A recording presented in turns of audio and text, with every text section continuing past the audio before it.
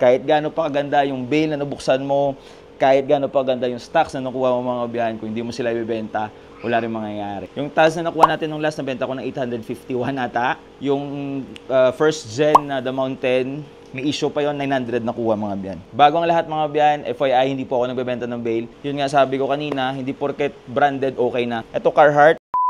Yo, what's up mga Bansedo, Remdes and Kips nagbabalik. Kung naalala nyo mga biyan, meron tayo binuksan na bale kung saan nakakuha tayo ng mga Carhartt. Yung nangyari, na-flex ko lang sa inyo yung Carhartt, pero yung mga best finds na kasama ng bale, hindi ko napakita sa inyo. Hindi ko pa sila nabenta. Pero baka bukas, ito na yung naka-line up natin. Men's branded t-shirt, ito yung nabuksan natin. Ikapitong bale na mga biyan. So, ito, ipipreso sa inyo yung mga nakuha natin. Bago ang lahat mga biyan, FYI, hindi po ako nagbebenta ng bale. Yung mga binubuksan nating bale mga biyan is binibenta natin through live selling per piece. Pero kung gusto nyo malaman kung sino yung supplier natin, yung mga review ng bale, kung magkano, kung ilang piraso yung isang bale, kung ano yung mga bale na available sa market, kung ano yung magandang bale sa market. Nasa Kim's Ukay YouTube channel mga biyan, dyan po natin ina-upload yung mga nabubuksan nating bale. Yun, kung interesado kayong kumuha or interesado kayo na mag-ukay-ukay business, kahit paano makakatulong yung channel natin mga biyan. Kasi may reference na kayo sa mga code ng bale, sa class ng bale, kung ano yung maganda sa market. So, check nyo na lang Kim's Ukay YouTube channel. At hindi po tayo sponsored ng bodega. Sariling pera po natin yung pinambibili ng bale. So, don't worry sa mga ayaw maniwala sa yung iba akala nila pinipeke natin yung piniflex natin sa teaser or sa Facebook. So, don't worry mga biyan, hindi po kami nagbebenta ng bale, so hindi po kailangan na pikein yung mga laman nito. Kasi makikita nyo rin naman yan sa live selling, yung mga laman or yung mga brands na nakuha natin sa isang bale. At saka, ito pa pala mga biyan, baka yung iba nag-expect na once na mag-try kayo ng men's branded t-shirt is puro Carhartt yung makukuha nyo. Hindi po mga abyan. Katulad sa amin, based experience, ikapitong bale na to. Sa pitong bale na nabuksan natin mga abyan, limang bale yung may Carhartt, yung dalawa wala. Paswerte pa rin kahit branded yung bale mga abyan. Bakit ko sinabing paswerte? Yung kasi yung ibang buyer or yung ibang seller, nakakuha sila sa isang bale lang 40 pieces na Carhartt. So tayo, unang bale na nabuksan natin, nakuha tayo ng 6. Pangalawang bale, 2. Pangatlong bale, 3. Pang-apat na bale, 1. Yung pang-5, pang-6 wala. At saka ito, pang-7. Dito tayo nakatsamba. Siyam na Carhartt yung nakuha natin mga biyan. At saka explain ko na rin sa inyo. Yun nga sabi ko kanina, hindi porket branded okay na. Yung pinaka-issue na nakita natin dito mga biyan is dumi, dio stain, stain, punit, crack print. Yan yung pinaka-issue ng bale na to mga biyan. Yun nga, branded siya pero may kasamang issue. Kahit sa anong bale mga biyan, kahit gaano pa yung kamahal, may kasamang issue talaga yan. Pero dito, yan yung napansin natin sa 7 bale na nabuksan ko. Dumi talaga yung pinaka-issue. Sa 7 bale, 2 bale yung medyo malinis. The rest, yun nga. Kung ikaw yung seller na may time na maglaba, goods to sa'yo. Pwede mo laban yung mga damit, pwede mo mabenta ng mataas. So, ito na mga biyan, fresh ko lang sa inyo. Yun nga, sabi ko kanina, yung Carhartt lang napakita ko sa teaser. So, ito, fresh ko sa inyo. Ito na yung ibebenta natin next live selling mga biyan. Kung kailan, check na lang sa page natin. So, una, yun nga, nakakuha tayo ng ito Carhartt. More on big size yung Carhartt na nakuha natin. Ito lang yung pinakamaliit siguro. Ito, best fit nito, medium. Ito, Carhartt again. Mga XL to XL yung mga nakuha natin na Carhartt. 9 pieces to 9 pieces na Carhartt. Nakatsamba tayo mga biyan. Ito, 3XL ata to. Tapos yung mga ibang brands pa na mga nakuha natin mga biyan. Ipapakita ko sa inyo para yun nga, sa mga nag-aabang dyan, idea kayo.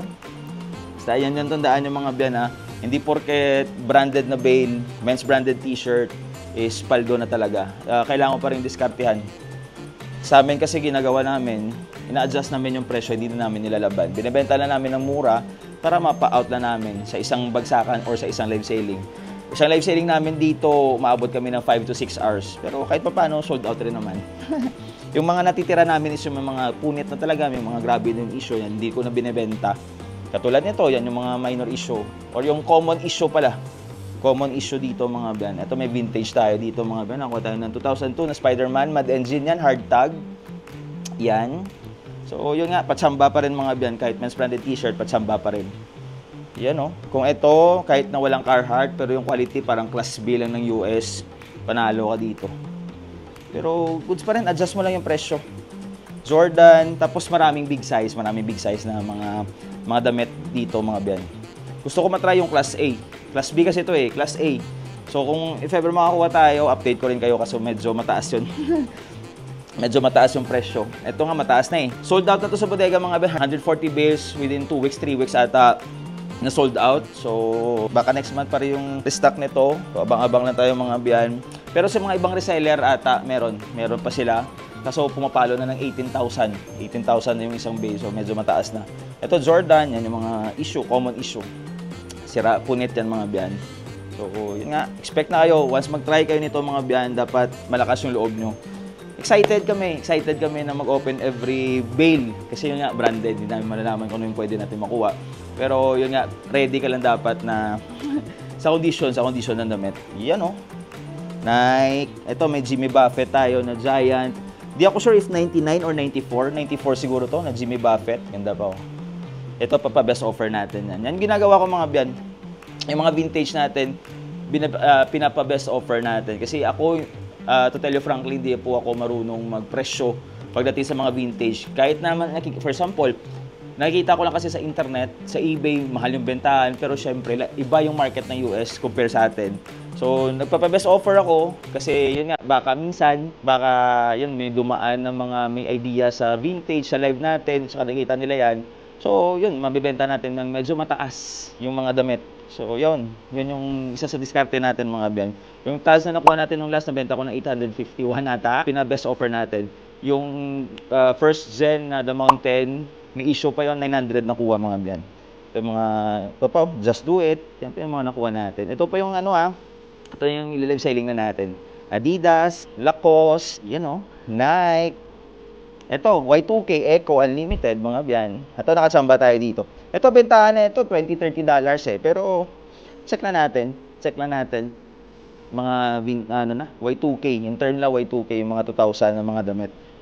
Okay, early 2000. Yan RVCA. Ito, Polo. Yan. Ito, One Direction. Kaya, patsamba pa rin mga biyan.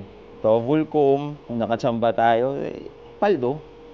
Sabi ko, yung ibang seller nakatsamba, 40 Carhartt yung nakuha nila sa isang bale. Yung iba, maraming Lacoste.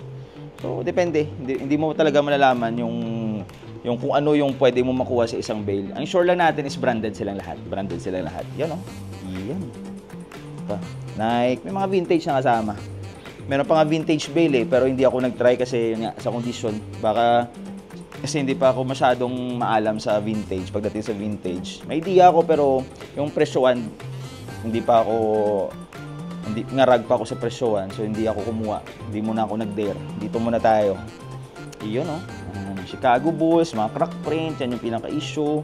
Again, kung gusto nyo mag-try nito maging ready lang kayo sa quality ng mga damit, mga biyan. Walang question, puro branded yung makukuha nyo. Yun lang, sa kondisyon na nagkakatalo. Nga, sabi ko, at the end of the day, diskarte nyo pa rin yan mga ben. Diskarte nyo pa rin yan kung paano nyo mapapaubos yung bale or yung mga damit. Diskarte nyo na yan mga ben. Adidas. Kami, diskarte namin, kahit hindi na namin nilalaban, nag-adjust kami sa presyo.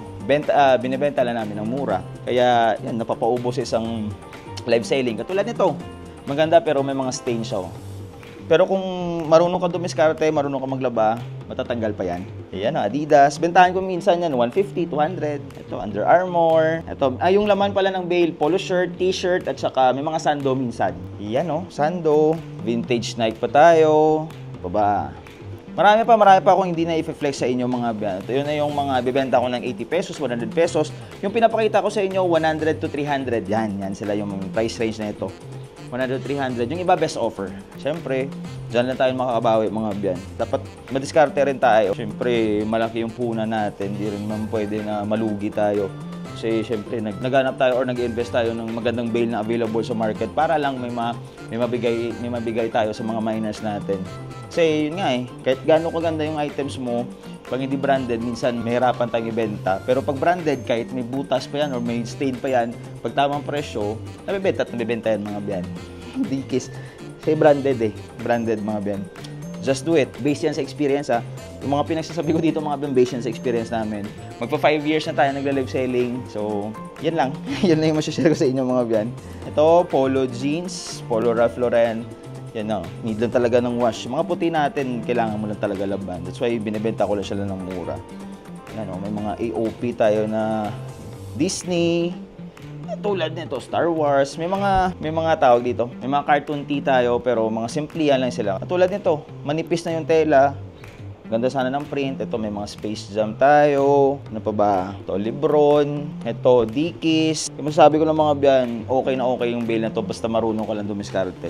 Kami, 6 hours na live selling, worth it yung pagod mga biyan. Worth it yung pagod sa benta namin. Kasi basta, yun nga, inuulit ko pala yung mga biyan, diskarte talaga. Kailangan mo talaga ng diskarte. Kahit gaano pa kaganda yung bail na nabuksan mo, kahit gaano pa kaganda yung stocks na nakuha mo mga biyan, kung hindi mo sila ibibenta, wala rin mangyayari. Peace!